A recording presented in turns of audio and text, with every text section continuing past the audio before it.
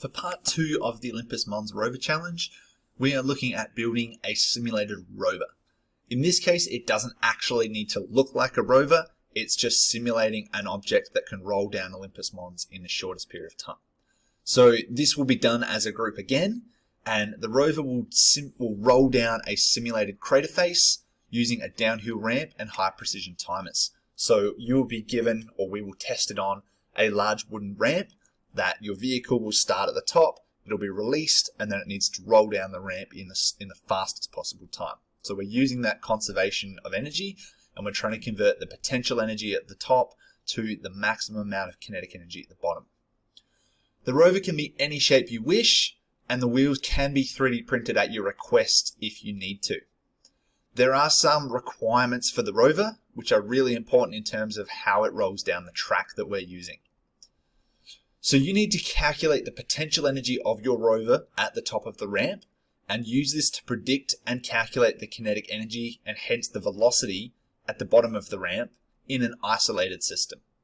You will create a visual presentation of these calculations. This should show all of your measurements, all of your calculations, and how much is being converted from one to the other and why with justifications.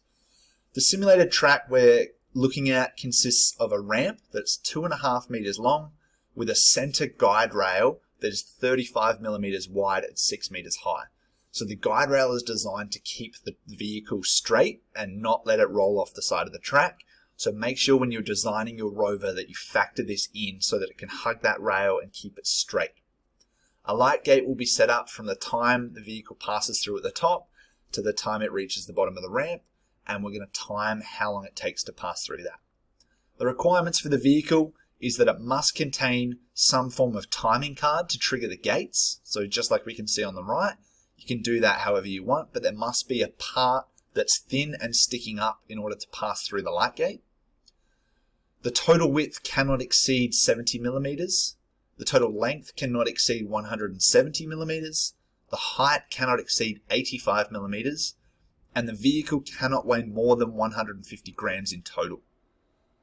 So have some consideration when you're building this about these measurements. A really good thing to think about as you're going through your design process is the mass. Is it better to have something really light or is it better to have something really heavy? Where do you want that mass to be? Is it better to have all the mass in the center, at the front of the vehicle, at the back of the vehicle, or some combination in between? These are all things to consider.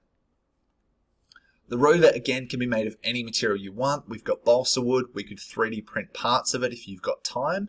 You just need to make sure if you're going to 3D print anything that you factor in the time. It is going to take time to draw it on Fusion 360. It is going to take time to 3D print it. But otherwise, there is certainly balsa wood and there are other materials available. For this, the score is purely going to be done by time. So we're going to do some test runs at first and we're going to record the time of the travel. That is part 2 of the Olympus Mons Challenge.